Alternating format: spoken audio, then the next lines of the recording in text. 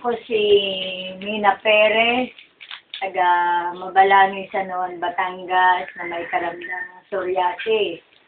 Binigyan ako ng aking kamag-anak ng Winwinson at ipinasuot sa akin para ako ay bumalik.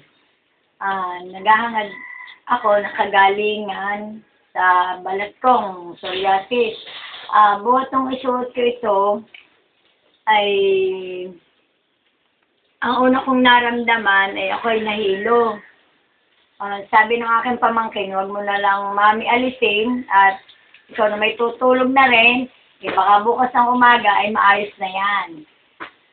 Tapos, ito nung maramdaman ko, hindi ko naman napupuna, ang tao nakakapuna na ako pala ay nawawala na yung balukiskis.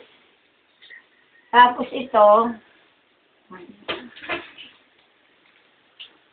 sa akin si Ricky, kaya ako ay nagpapasalamat kay Ricky na siya ay napuntahan ko sa kanila nung araw na yun na birthday ng kanyang ama. Alam niya na mahal itong Winwinson, kaya binigyan na lang niya ako, subukan ko daw at baka sakali. Ngayon naman ay natatamasa ko na ang aking kagalingan. Bagamat hindi pa masyadong magaling, baka patuloy nito.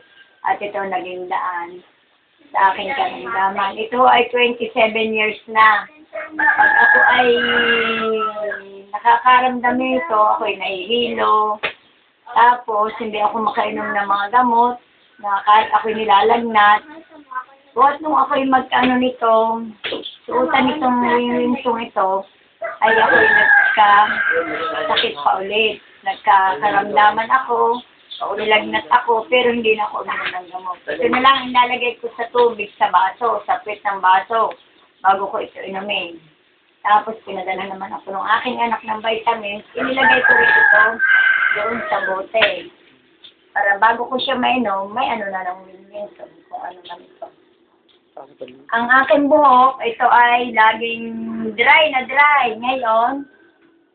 Ngayon ito'y nabuhay. Buhat nung ako'y gumamit ito. Lalagay ko ito sa tubig bago ko maligo. Pagkatapos ko maligo, bago ko ulit ito sinusuot. Ang aking kuko, nabuhay na rin. At dito kasamahan na rin noon, pagkakasuot ko ito at kakabigay sa akin itong aming kamag-anak na ito. Para ako'y gumaling sa aking karamdaman. Ito'y natutugka ang aking kuko, nabubunot. Buong katawan iho ito.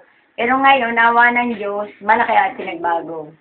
Nakapon na pa sa akin ang kanyang ina. Hindi naman ako pinupuna talaga dito ng aking mga kapatid.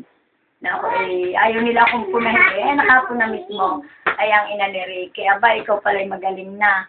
Sabi ko, hindi ko alam. Basta nakikita nila na ako'y nagaling. Di ako'y nagpapasalamat ng marami sa Winwinson.